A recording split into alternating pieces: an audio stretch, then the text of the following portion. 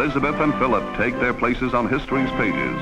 To the stirring strains of Mendelssohn, they march as man and wife toward the west door amidst nearly 3,000 invited spectators. This November, November 20th, marks the 70th wedding anniversary of Queen Elizabeth and Prince Philip. That's their platinum wedding anniversary, which is really a remarkable milestone. Queen Elizabeth and Prince Philip are a royal romance of all time, and readers are just fascinated by their love story from the very beginning when they first met to their royal wedding and to watching their family grow. I, Elizabeth Alexandra Mary. Take thee, Philip. Take thee, Philip. And thanks to the immense popularity of The Crown, there's really this renewed interest in their love story and how everything began between Queen Elizabeth and Prince Philip. What else am I supposed to do? Sit around and wait for you while you're queening? Queening? Yes, queening. The Crown was fantastic. It really brought to life British history in a way that no programme had ever done before. The second season of The Crown returns December 8th, so the excitement is really there for the second season, and also to know the real story behind it. So with Elizabeth and Philip's 70th anniversary and the second season premiere of The Crown, we thought what better time to celebrate their enduring romance and really incredible love story.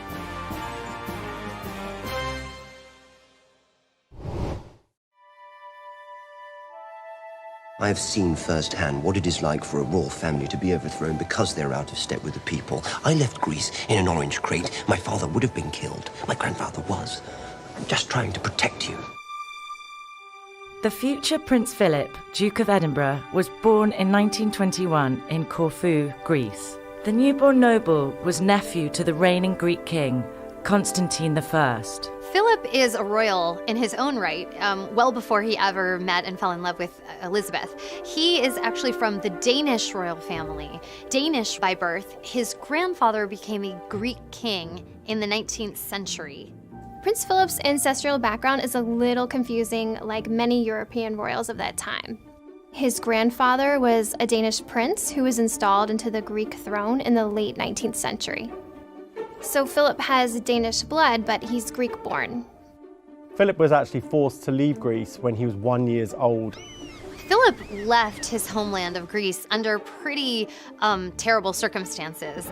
There was a military coup. His uncle, King Constantine, was ousted as the monarch, and Philip ended up having to be smuggled out of the country in an orange crate. He was forced to go and live with relatives in Britain. Philip received a very prestigious British education. He went to private boarding schools at Cheam and Gordeston. He joined the Royal Navy at 18, and he was actually the top cadet in his class, which was impressive. He was under the tutelage of his very close uncle, Dickie Mountbatten.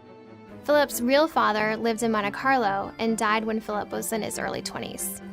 Because Prince Philip didn't really grow up around his father, Lord Mountbatten became a really important father figure in his life. Are you sure you wouldn't have preferred one of those, someone with a grand title, rather than a homeless Charlie Crown? No. Oh. In The Crown, Philip is portrayed by Matt Smith. The 35-year-old actor is best known for playing the title role in the hit BBC series Doctor Who. Well then, no time to lose. I'm the Doctor. Do everything I tell you, don't ask stupid questions, and don't wander off. When I first found out that Matt Smith was playing Philip, I found it quite strange, and I was scratching my head because you always imagine Philip as he is now as an older gentleman, and Matt Smith is quite a hot actor. And then when you saw him on screen and he played such a sizzling portrayal of him, and you look back at the photos of Philip when he was younger, and he was a very, very strikingly handsome man. And Matt really captured his physicality, but also his personality. Try and get some sleep. You too? A naval officer's stag night. Chance would be a fine thing.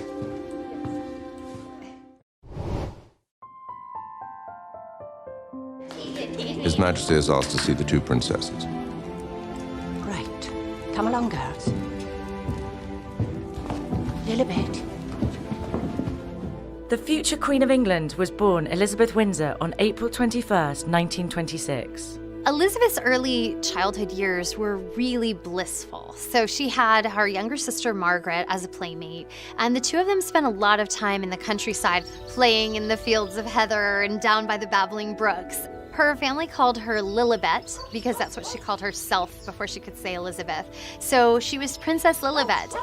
She was the niece to the King of England, but she was protected from the expectation of what would lie ahead in her life. So she had a relatively normal childhood. She wasn't expected to become queen. In 1936, everything changed for Elizabeth because her grandfather George died and her uncle Edward ascended the throne. However, within a year, Edward abdicated. Edward decided to abdicate the throne in order to marry an American woman named Wallis Simpson, who was divorced. That marriage was not going to be permitted within the Church of England, and Edward decided to walk away from the throne in order to marry this woman whom he loved. Elizabeth's father, George, was Edward's younger brother and next in line. The Royal Knight of Arms read the official proclamation from the balcony of Buckingham Palace. Hail to the new King, George VI of the British Empire. King George VI ascended the throne in December 1936, making Elizabeth the heir apparent at age 10. The moment her father became king, Elizabeth's education and her life completely changed. She was then having to go to school and to be educated on the British Constitution, on royal monarchy, on royal history, and a lot of expectation and duty of what was going to become of her life.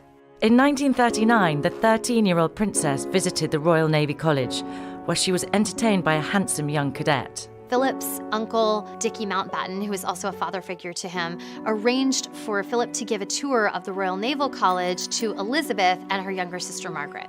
I'm sure Dickie Mountbatten, who was known to being very shrewd and intelligent, knew exactly what he was doing when he introduced his very handsome 18-year-old nephew to the future Queen of England. It's really not hard to imagine how Elizabeth may have been swept off her feet by this incredibly dashing, future prince in the making. Even if he wasn't an official prince at that time, he had all the trappings of one. So there was a lot of charisma and magnetism around him. Not long after this time, Britain went to war and Philip went out with the Navy. Elizabeth and her sister Margaret stayed in London and Buckingham Palace throughout the Nazi bombing campaign. While Philip was serving overseas, Elizabeth tracked the Allies' progress with pins on a map in her room. Elizabeth and Philip managed to stay in touch throughout this time. They wrote letters to each other and had photos of each other, which they kept with them. Sometimes Elizabeth's letters are auctioned off, and there was one set from that time where she talks about how Philip drives really fast cars, and you can tell how smitten she is with him.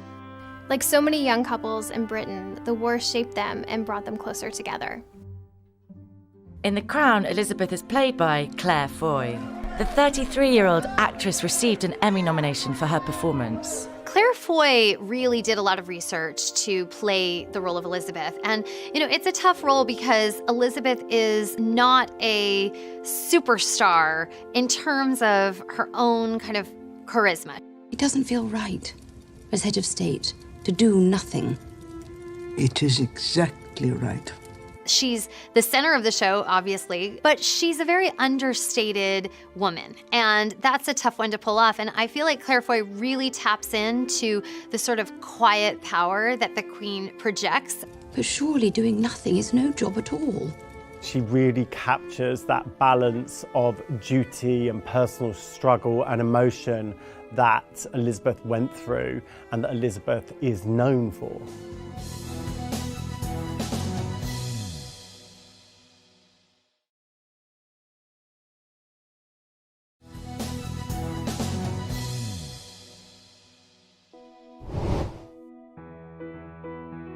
Apparently, there's a large breeding herd of elephants at Treetops, so we've got to get there early. Not too early, I hope. Don't worry. What else have you got in mind for our little holiday? Elizabeth and Philip were first introduced in 1939.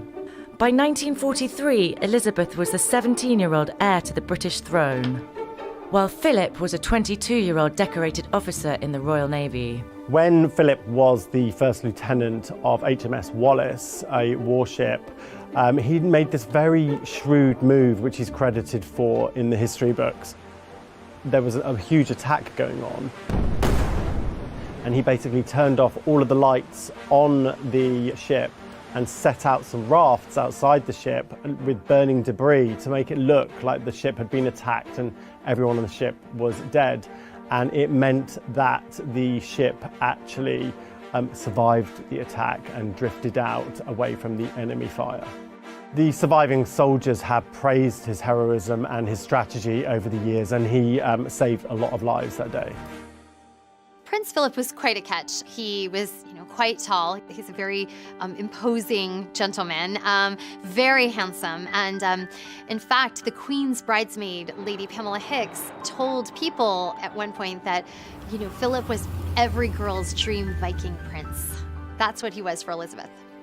When the romance really sparked for Philip and Elizabeth would have been the Christmas of 1943. Philip spent his leave from the armed forces at the palace. He didn't have family to go to at Christmas time. He was invited to Windsor Castle, and this is, I think, when really the romance took off. They had met before, but it was on this occasion that Elizabeth reportedly told her governess that he is the one. He was not intimidated by her, he was fascinated by her, and she was clearly smitten. In March of 1946, the war was now over, and Philip finally returned to London for good. And the place he couldn't stay away from was Buckingham Palace. And of course, the reason was that Elizabeth was there, and he wanted to see her as much as possible, and she wanted to see him. He would spend nights sneaking into Buckingham Palace around the rear entrance in his sports car. It must have been very exciting for Elizabeth and Margaret, sneaking in this handsome athletic soldier into the palace where they could have fun. It was kind of like a dorm atmosphere, I'm sure. In June of 1946, on a family trip to Balmoral, which is the royal family's estate in Scotland, it's one of Queen Elizabeth's favorite places in the world, Prince Philip finally popped the question to Elizabeth, and without even asking anyone, she accepted his proposal. This was a very subversive moment for Elizabeth. She's the future Queen of England. There's a lot of expectations and there's a lot of implications on who she chooses as her husband. And for her to do this very stridently and very believing in herself and not consulting with anybody shows how much in love Elizabeth was with Philip. This is a time when no matter who you were, if you're a young woman in that time period, you are going to ask your father's permission. You are going to make sure your family approves. And the fact that Elizabeth did not seek that approval was pretty revolutionary. When Elizabeth told her family that she was engaged to Philip, her father was very pleased with the decision, but they asked them to wait a year to announce this, to wait until Elizabeth was 21 because this was seen as a respectable age. That was a big secret to keep because this is someone who is the direct heir to the throne, who has all the world's attention focused on her. There was a lot of media interest. The public appetite to know about her personal life was huge. There were a lot of rumours in the press, but nobody knew for sure. On July 9th, 1947, the palace issued a statement announcing the engagement. That same day, Elizabeth and Philip made their first official appearance together at a royal garden party. There was a lot of reservations about Philip being the husband to the future Queen of England. He was a homeless foreigner. For starters, that wouldn't warm to the British public. He had some German connections, and again, this is after the close of World War II. It was still a very tense time between the countries. Several of Philip's sisters married German men. So there were a lot of factors working against him, not the least of which was the fact that he was regarded as this sort of, kind of dashing playboy type who may or may not be the most faithful. He also was being backed by Dickie Mountbatten, who was seen as being very subversive and possibly Republican, and so whether Philip was a Trojan horse put in to destroy the monarchy was some theories. The athletic Philip, whose 6'2" frame had caused many a feminine heart to flutter, had agreed to give up any claim to the Greek throne and dutifully became a British commoner. In order to win over the naysayers, Philip took quite a few steps. He started by renouncing his claim to the Greek throne. He assumed a new surname. He assumed the name of Mountbatten to sound a lot more British. Philip also converted from Greek Orthodox to the Church of England.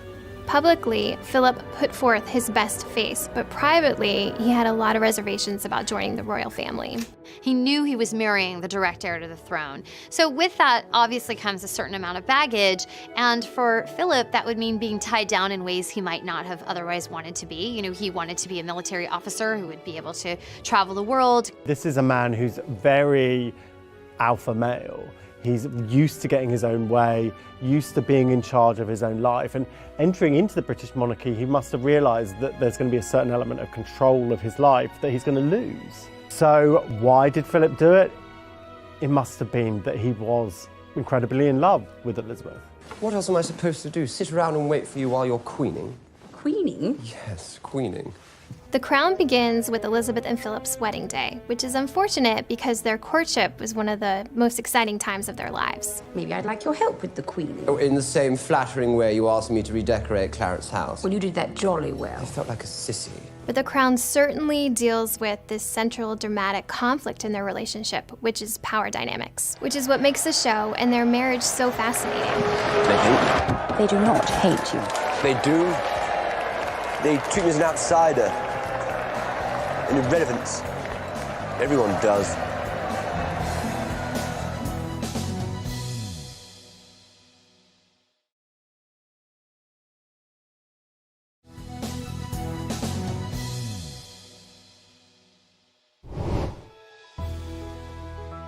It's quite a victory. There wasn't a single person supported the match, not a single ally at court or in government.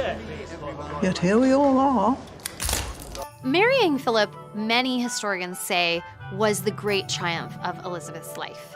Elizabeth prevailed over doubters within her own family, within the palace, within the public, within the parliament, who felt that Philip was not a suitable match. It ends up standing as one of her greatest achievements, that she was able to marry the man she loved and that she was able to cultivate a marriage that has endured through the ages. Elizabeth and Philip were married on November 20th, 1947 at Westminster Abbey. The lavish ceremony was celebrated across the country by a war-weary public. England was still in a pretty major post-war malaise period. It was a tough time. They were still rebuilding. So much of the country had been devastated, so many lives lost. And they were really looking for a bright spot and a reason to kind of start a new chapter. And certainly the wedding of Elizabeth and Philip was an opportunity to do that. And that's what the wedding really signified. This was the first time ever that a wedding like this was broadcast to the world, and 200 million people tuned in. 500,000 people lined the streets in London to get a glimpse of the big day, and 2,000 people were invited inside. This included 6 kings and 7 queens.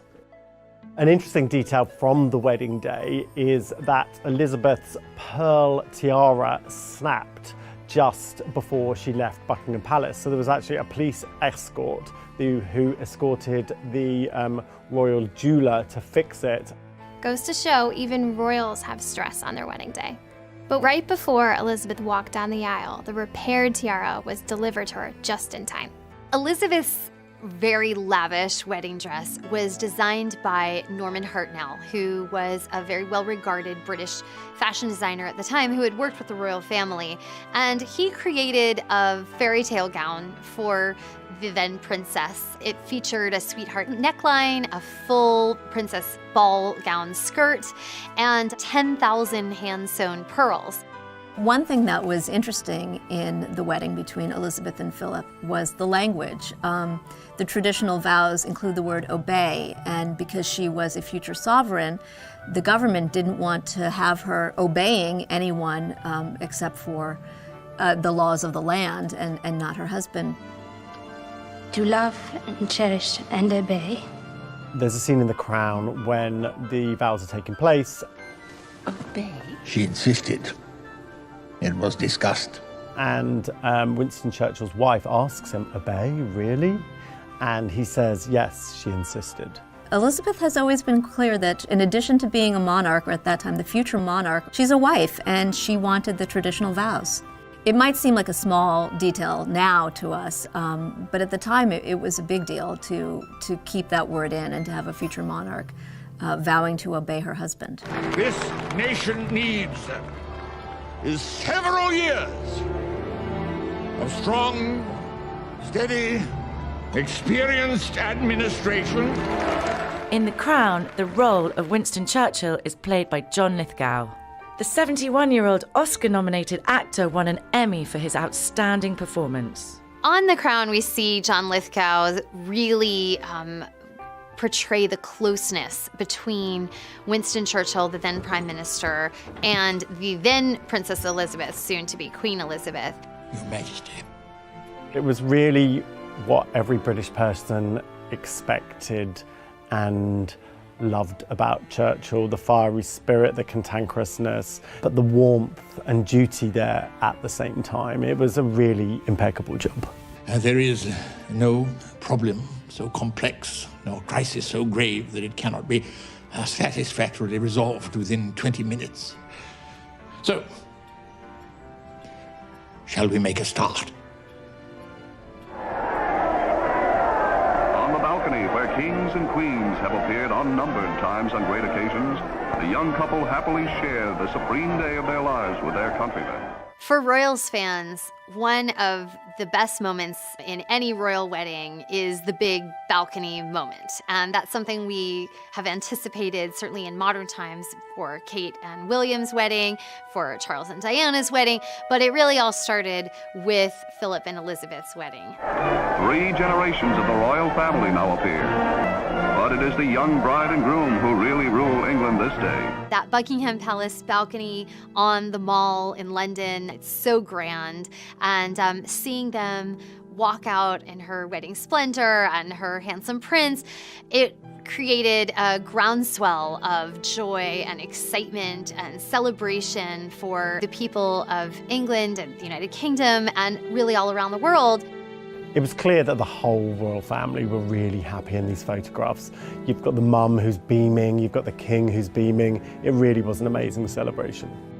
What it signified in that one joyful moment was the dawn of a new era, of a new royal family that was putting on display some of the pageantry that in the past maybe had just been kept amongst themselves. It was now shared by the nation and the world.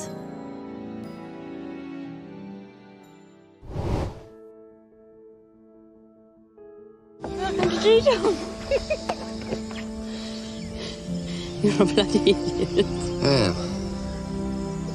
After Elizabeth and Philip married, they had this sort of golden honeymoon period. She was not yet queen. She was still Princess Elizabeth. Her husband was serving in the Royal Navy. This is a time where they're living a really normal life, and this is when they start a family. On November 14th, 1948, Elizabeth gave birth to Charles, the future Prince of Wales. Her Royal Highness is the proud and happy mother of a prince. The salute is fired, and in the monarch's home lies the infant boy who will one day be king. Philip and Elizabeth were solid and good parents. They were very loving. They were very unsentimental, though. It was a very different time, and they would often leave their children for months on end. By the time of their second anniversary, he was on active duty again in Malta. She left Charles with the governess and the Queen Mum and joined her husband.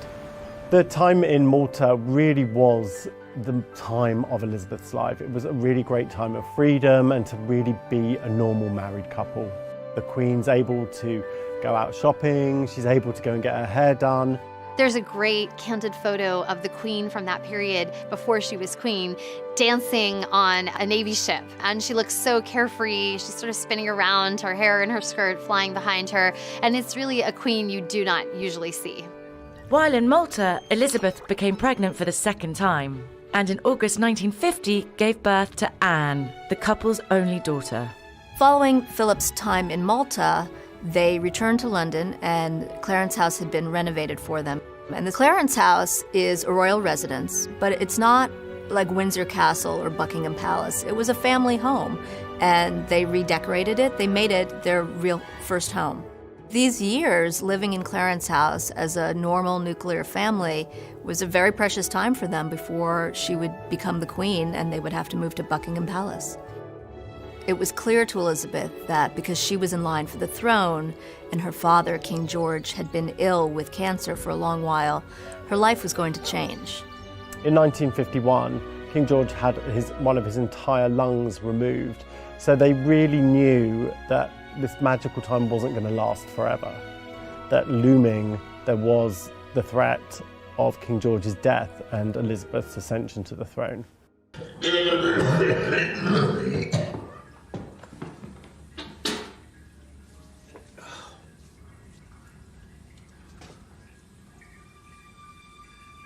In The Crown, King George is played by Jared Harris. The 56-year-old actor is perhaps best known for his role as Lane Price on Mad Men. You and I are going to address that insult.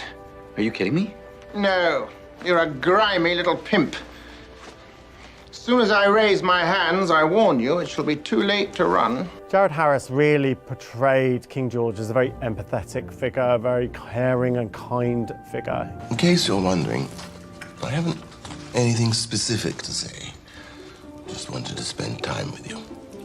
Through the lens of The Crown, you could really tell that Elizabeth had a great relationship with her father. He did a great job at preparing her to be the Queen of England. In real life, Elizabeth adored her father. She was very close with him. She did feel a genuine kinship and affection and connection with him. And that's something that she certainly has carried through all the way to the present day. That sense of his belief in her and also the sense of family duty. On February 6, 1952, King George VI died of lung cancer. He was 52 years old.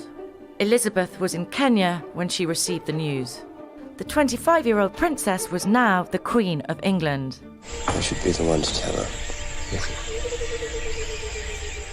Pretty much exactly as it's depicted in The Crown, Elizabeth and Philip were doing a tour of the Commonwealth because at the time George wasn't well enough to do that. So she had already sort of started stepping into her father's shoes, and she happened to be in this very remote location when they got the news of his death. Philip gave Elizabeth the news, and from this moment forward, they knew that their lives were never going to be the same again.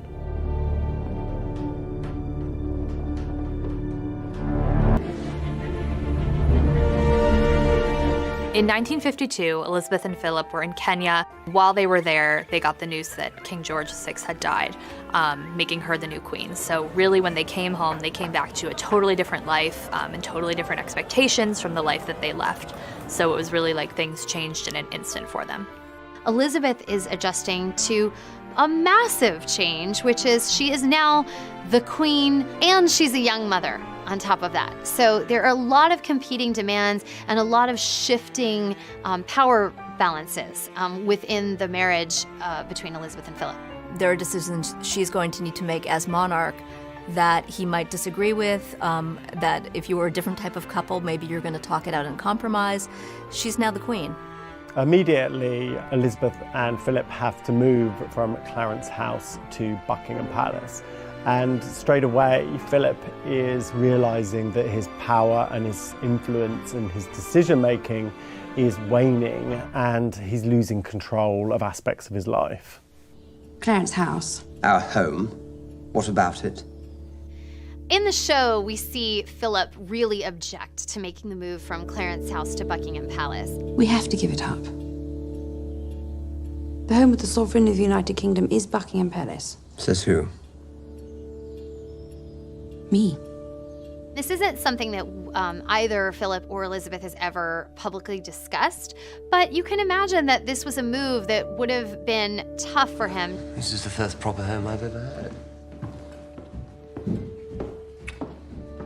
Knowing that he was going to a place that was a gigantic, drafty, not the cozy family home that maybe, they had been able to craft for themselves in Clarence House, but also really in the public eye. They'd rather we didn't keep the name. Mountbatten. Who's they? Cabinet. It's none of their business. One of the first conflicts to arise once she's made queen is what the children will be named. Philip very much wanted his children to carry the name Mountbatten, as he did. The name has to be Windsor, for stability. The Queen, acting on advice and request really from the government, had to keep the name Windsor, and they did. This was one of the biggest fights in Elizabeth and Philip's marriage. Philip was really rankled about this decision. He remarked that he was the only man in England whose children wouldn't be taking their father's name. What kind of marriage is this? What kind of family? You've taken my career from me, you've taken my home, you've taken my name. I thought we were in this together. Philip is very quickly seeing himself shoved in the background here, and he doesn't know what his role is going to be. There's no textbook study for somebody being the prince consort, and so he's struggling with being emasculated and not really knowing what he's going to have to do going forward. The Duke of Edinburgh comes to vow lifelong allegiance to his queen. On June 2nd, 1953, 16 months after the death of her father, Queen Elizabeth was officially crowned at Westminster Abbey. The coronation was televised for the first time ever, and 20 million viewers tuned in. It's the first time that a world audience has seen this kind of ceremony and gets an insight into the workings of the British monarchy. No one does coronations like the British royal family. This is a very, formal, opulent, steeped in history, extravagant ceremony that has so many layers of meaning and tradition. As the Archbishop of Canterbury confirms Elizabeth's sovereignty by placing on her head the 6-pound King Edward's crown. The pomp and pageantry of the 2.5-hour ceremony is witnessed by the Queen Mother and Prince Charles. One of the things that made Elizabeth's coronation so special is that she was so young. She was only 26 years old, and it's not often that you see such a beautiful, glamorous young woman ascend the throne the way that she did. You know, it was pure spectacle as well as great grand tradition, kind of all coming together in this one massive event. With becoming dignity, the Queen walked from the chair of estate to a place near King Edward's chair, preparatory to the ceremony of recognition. She was certainly very poised that day, very calm, collected, as she really always is in these kinds of situations. But she rose to the occasion and fulfilled her destiny. I have in sincerity pledged myself to your service, as so many of you are pledged to mine. One of the lovely details about her coronation was in her radio address, the Queen mentions her husband. In this resolve, I have my husband to support me. He shares all my ideals and all my affection for you. It was a lovely mention for him. It's sort of, if you win an Oscar, you mention your spouse, and this is that on a much grander scale.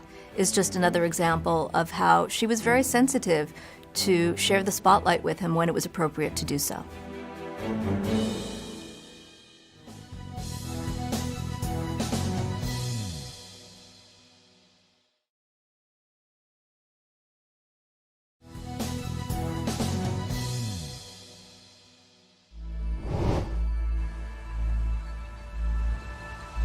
Take a worm. What? A worm with your fingers. Go on. They won't bite the worms, boy. That's it. Good boy. It's wriggling. Of course it's wriggling. It's a worm. It'll stop wriggling once you put it on the hook. Throughout the 1950s, Elizabeth remained busy with her royal duties, while Philip reigned supreme over the couple's home life. Within their real life, Philip was really in control of the family decisions and everything going on within the family. He really wore the trousers. Philip was very insistent on Charles's education be similar to his, and that he would go to private school and go to Gordonston. This was actually in contrast to what the Queen Mum wanted for Charles. Gordonston is a much more brutal environment for education. It's quite a stern place. And the Queen Mother didn't really feel this suited Charles's personality, as he was a lot more sensitive and not ready for this. Elizabeth stood by Philip's decision because she had decided early on that Philip would control a lot of the family's decisions. What we've since learned is that Charles did not really enjoy boarding school. And as he grew up and started to talk about his upbringing, he had some harsh words for those years. In the past, Charles has really spoken out about how he didn't love boarding school and he felt that his parents were sort of detached and not very present in his life when he was a child. But he's kind of changed his tune a bit and said that he does have happy memories of his childhood and has a good relationship with his parents. I think it's very fair to say that they were loving parents, but they were loving in a very different way to today's judgments of parents. They weren't very cosy, they weren't very lovey-dovey. There was a big love there, but it was very distant. There wouldn't be any second thoughts about leaving the children on their own and not necessarily seeing them. In the same sense of the time, when they did see them, they did have fun. There was a lot of laughter in the halls of Buckingham Palace. They did play games. They were happy children. In 1956, Philip left London and his family behind to embark on a 4-month trip around the world. He was gone for an extended period of time, and it raised some eyebrows among the press and royal watchers. They had spent Christmas apart, which would be a very big deal in England. There was rumours, in fact, that he was unfaithful to Elizabeth, but these have never been confirmed. The palace took the unusual step of issuing the denial. It is untrue that there is any rift between the Queen and the Duke. When Philip returned from sea, there was a very authentic joy between Elizabeth and Philip, which was very publicly displayed, and it dispelled these rumours. The first season of The Crown ends in 1956, before Philip set sail. But the show does deal with the whispers of infidelity. I have nothing to hide from you. Nothing. One of the things that makes The Crown very intriguing is this hint that there could have been infidelity in the marriage. But to everyone's regret and frustration, the only person I have ever loved is you. And can you honestly look me in the eye and say the same? It does make for good drama, but when we look at the real-life situation, there are rumors, there have always been rumors, but no evidence that either of them ever cheated on the other. Before ending their vacation at Balmoral Castle, the British royal family foregather on the lawn of their Scottish Highlands retreat to allow Movietone a rare opportunity to film them all together. Baby Prince Andrew stealing the show. In 1960, the royal family hit a milestone when Prince Andrew was born. That made him the first child born to a monarch since 1857 with Queen Victoria. And then a few years later, in 1964, their fourth and final child, Prince Edward, was born. Many historians say that Queen Elizabeth had her first family and her second family, and that she regretted not spending as much time with her older children as she could have. And so when she had Andrew and Edward, her younger kids, she made up for lost time with them. Although she was still very much always responsible in terms of her duty, she wanted to make sure she had more time to be a mom. Around this time, a playwright described the monarchy as a gold tooth in a mouthful of decay. Basically, that they were being ostentatious in a time of austerity. It was from the playwright John Osborne, who was critical of the monarchy, a very famous quote that obviously got under the royal family's skin.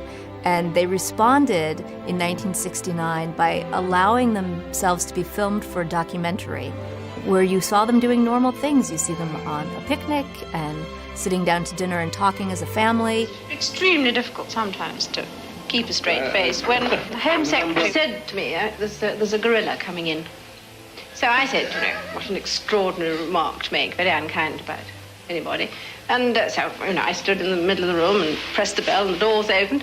There was a gorilla. At this point, Andrew and Edward are still younger, but Charles and Anne are, pretty much young adults. And so there was some talk that they resented the intrusion. It was almost like a reality TV show before that was a thing. And it was certainly something the royal family really rarely, and if ever, does. Despite the children looking back and saying they felt it was intrusive, the film at the time really had the desired effect, which was to humanize the monarchy for their subjects. People who watched it in 1969 looked and said, the Queen is just like me. She, takes things out of a picnic basket and feeds her family and plays with the dogs. It was sort of delightful. That's all I want. Thank you.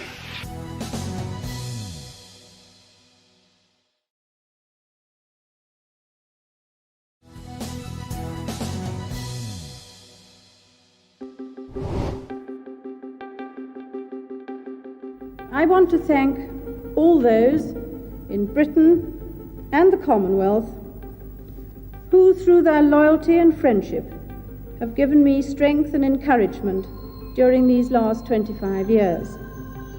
In the 70s, we see Great Britain go through a time of political and economic turmoil.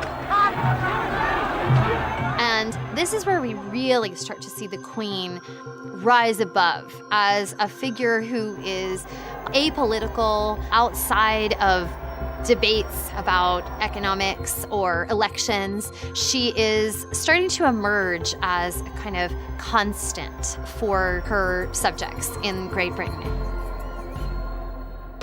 Meanwhile, Elizabeth and Philip's firstborn was making more and more headlines.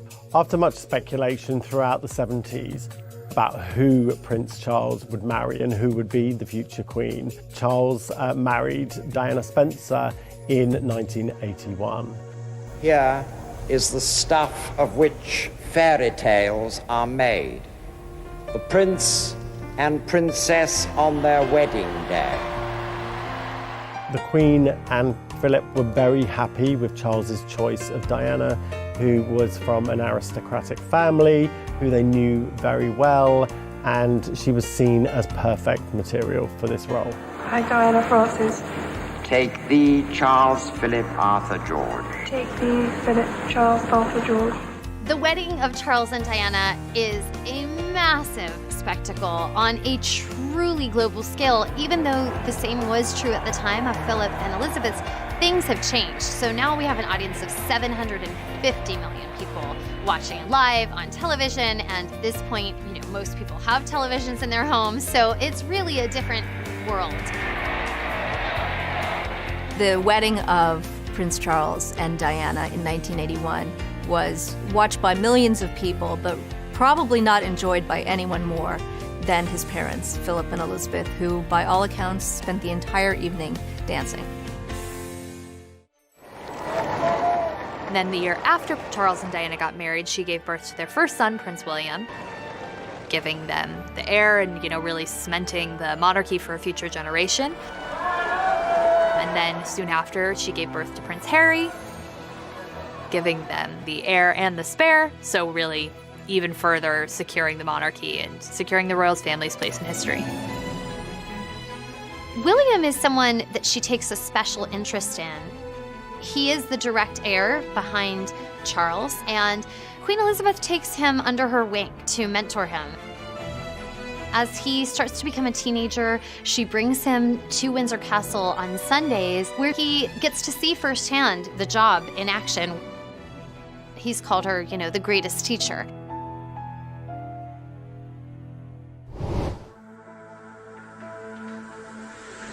"1992 is not a year on which I shall look back with undiluted pleasure. In the words of one of my more sympathetic correspondents, it has turned out to be an annus horribilis." The most difficult time of Philip and Elizabeth's life would have been 1992, which she in fact described as her annus horribilis in her Queen's speech at Christmas time. The annus horribilis is a Latin term that the Queen used to describe a very bad year. And she wasn't being dramatic. It was a year that saw two splits, Charles and Diana, Andrew and Fergie. the divorce finalized between Anne and her first husband, and then it was capped off with a fire that destroyed a portion of Windsor Castle. I sometimes wonder how future generations will judge the events of this tumultuous year. I dare say that history will take a slightly more moderate view than that of some contemporary commentators.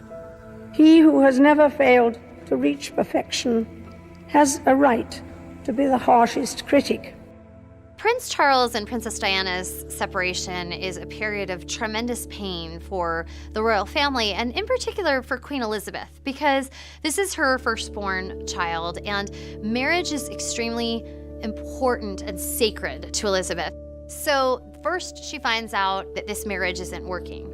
Next, Princess Diana goes on television, and Prince Charles also, and each give interviews talking about their own infidelities. And in Charles's case, he admits that he cheated on Diana with his longtime love, who he would later marry, Camilla Parker Bowles.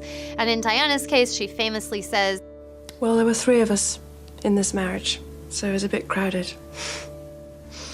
And for the Queen, Diana's interview is really the final straw, because she feels that this public war of words cannot continue to play out in the spotlight, that it needs to be over. So many people in royal circles say that it was after Diana's interview, the Queen intervened and said, "It's over, you two need to call it quits and move on, because this is not working anymore." Charles and Diana's divorce was finalised in 1996. The following year, Elizabeth and Philip were forced to mourn the sudden and tragic death of the People's Princess.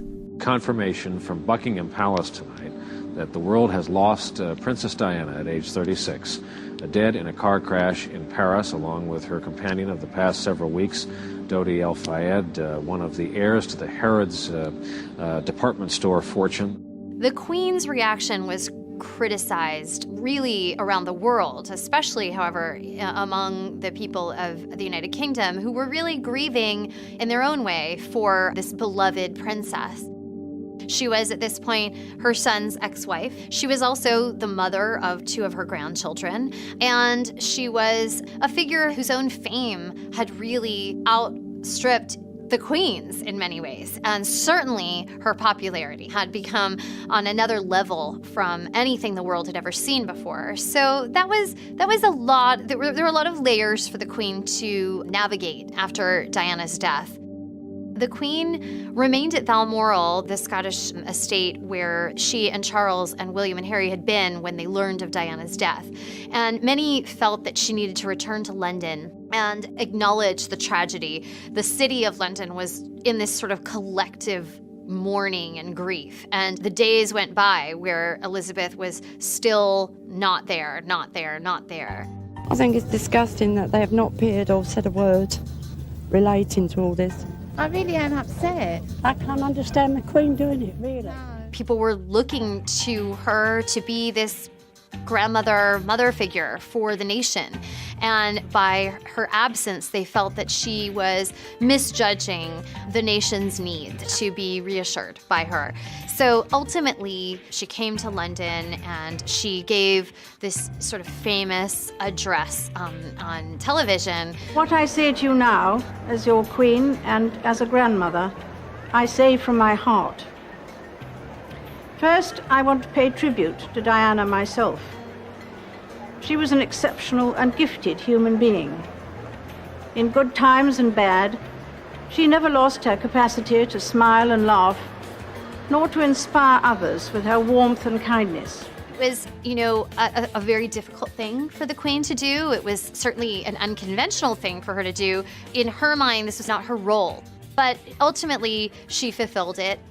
I admired and respected her for her energy and commitment to others, and especially for her devotion to her 2 boys.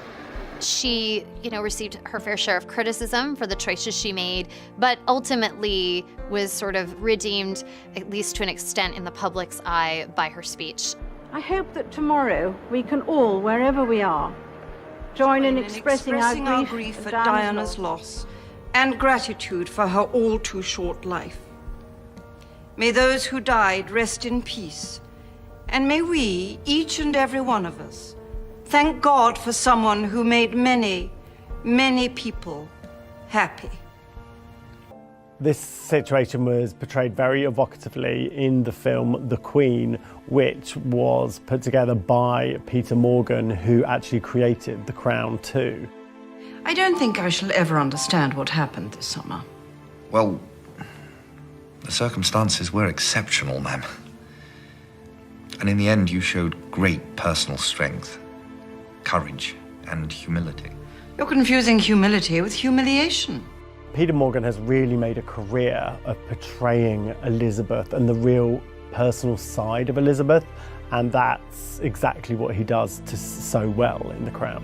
And the producers of The Crown have said that their hope is to go all the way through with the Queen's life through the modern day. So eventually we will see this play out in The Crown. It is a chance to show to the whole world the British. William's marriage was a pretty significant break from tradition for the royal family. This was the first time that a direct heir to the throne had married someone who is not an aristocrat, not from a noble family. In fact, Kate's parents had once worked as airline stewards, and they're self-made entrepreneurs who built a business from scratch. They got in early on e-commerce and built up a party planning business online. And so Kate is not from a family that would have historically been considered suitable for marrying into the royals. In the 70s, when Prince Charles was looking for a wife, there was very strict guidelines about who could be a princess and whether they would have to be a virgin, whether they would have to come to this particular family. And the Queen really lessened those restrictions and has advocated for Prince Harry and for Prince William to basically follow their own hearts and to choose who they want to marry. We're watching for an engagement announcement from Prince Harry, who has been dating the American actress Meghan Markle, and she could be the next princess. There is so much about Meghan that would make her a completely different kind of royal bride should Harry propose. She's American, for starters. She's an actress. She's very independent. She has a biracial background. She's very, proud of her mixed race heritage and has spoken about that in the past. And she's divorced. So all of those factors are really something that half a century ago would have been unheard of for someone considered a candidate to marry into the royal family. The other news we're following is the pregnancy of Princess Kate with her third child. That will make for Philip and Elizabeth a sixth great-grandchild, and I'm sure they're very excited, as we all are. Happy birthday, Your Majesty. Happy birthday to you. Elizabeth made history on April 21st, 2016, when she became the first British monarch to celebrate her 90th birthday. And it's not the only milestone Elizabeth has set. She is also the longest reigning British monarch in history. She's now reigned 65 years, which is a really remarkable achievement, unparalleled. As a queen in her 90s, she still maintains a really active schedule, and while she has handed off some of her royal duties to her children and to her grandchildren, she's still really busy. In the summer of 2016, Philip actually retired from royal duties. I'm sorry to hear you standing down. I can't stand up much. He was the longest serving consort to the monarch that has ever happened. I think he did 22,000 royal engagements, thousands of speech, and he did a lot of good. Over 70 years, their love has endured and stayed really strong, and members of their family have said that Prince Philip is really the pillar of strength that has kept Queen Elizabeth going and kept her grounded throughout her, 65-year reign. A really remarkable thing about Elizabeth's reign is that in the 65 years she's been on the throne, she and Philip too have met basically every major world leader of the 20th and into the 21st century. It's really astonishing and kind of mind-boggling when you think about it. Stalin and Truman were in power when she ascended, Nixon and the Kennedys, the Obamas, all the way through, plus, of course, all the British prime ministers. She has been a true witness to history. I am aware that I'm surrounded by people who feel that they could do the job better. Strong people with powerful characters. More natural leaders, perhaps better suited to leading from the front, making a mark. But for better or worse, the crown has landed on my head. So the big question when everybody watched The Crown was like, what does the Queen think? And it's been reported that she has watched the show, she actually loves soap operas, and that she gave her royal seal of approval and that she likes the portrayal of her and Philip's relationship.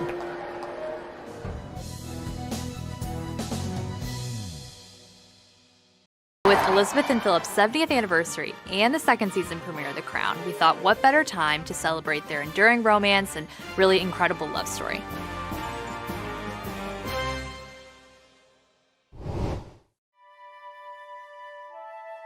I have seen firsthand what it is like for a royal family to be overthrown because they're out of step with the people. I left Greece in an orange crate. My father would have been killed. My grandfather was. I'm just trying to protect you. The future Prince Philip, Duke of Edinburgh, was born in 1921 in Corfu, Greece. The newborn noble was nephew to the reigning Greek king, Constantine I. Philip is a royal in his own right, well before he ever met and fell in love with Elizabeth. He is actually from the Danish royal family. Danish by birth, his grandfather became a Greek king in the 19th century. Prince Philip's ancestral background is a little confusing, like many European royals of that time. His grandfather was a Danish prince who was installed into the Greek throne in the late 19th century. So Philip has Danish blood, but he's Greek-born. Philip was actually forced to leave Greece when he was 1 year old. Philip left his homeland of Greece under pretty terrible circumstances. There was a military coup. His uncle, King Constantine, was ousted as the monarch, and Philip ended up having to be smuggled out of the country in an orange crate. He was forced to